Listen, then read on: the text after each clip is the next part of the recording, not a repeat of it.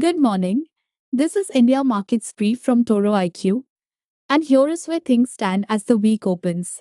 Before we begin, this is general market commentary, not investment advice, and I am not a SEBI registered research analyst. Friday was a strong close. The Nifty jumped almost 2% to 23,623, and the Sensex rose even more. It was a broad relief rally, with all 30 Sensex stocks green, led by the banks and by Reality. The trigger came from outside India. The United States and Iran were reported to have agreed a draft deal to wind down their conflict and reopen the Strait of Hormuz, the world's busiest oil lane. That sent crude to a 3 month low, which matters a lot for India because we import most of our oil.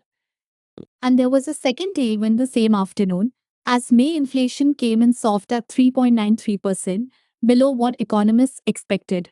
Now, the part that matters for this morning, the weekend. The deal got firmer, not weaker.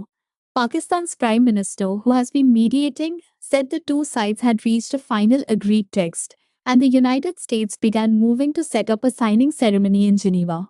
Yet, and this is the important part, it is still not signed, and Iran has stayed cautious about the terms. Oil, for its part, held its drop, with Brent staying below $87. So, how does India open the week?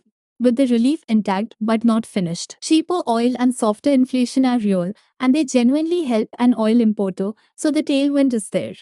The risk sits in one place. If the signing slips, the move that leaned on it can give back quickly. That is the thing to watch first. Here is what struck me about Friday underneath the green. Foreign investors were still net sellers, pulling out about 1,000 crore rupees, and it was domestic funds putting in more than 5,000 crore that paid for the entire rally.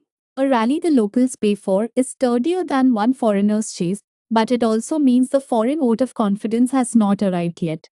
So the cleanest sign that this move is for real is not the index level, it is the day foreign selling turns to buying. And there is a quieter story running underneath all of it. India changed the rules for foreign bond money this month with a tax cut and a new deposit window, and the first foreign money has started trickling into Indian government bonds even as it leaves Indian shares. That is the slow, structural story to watch through the week, separate from the noise of the oil headlines. So, three things for the week ahead. First, whether the Geneva signing actually happens. Second, whether oil stays near its low. And third, whether foreign investors stop selling our shares. Get those, and you have the week. That's your brief. This has been general market commentary, not investment advice. For advice tailored to your situation, consult a SEBI registered investment advisor. Markets are risky. You may lose money. Act with care. Have a good week.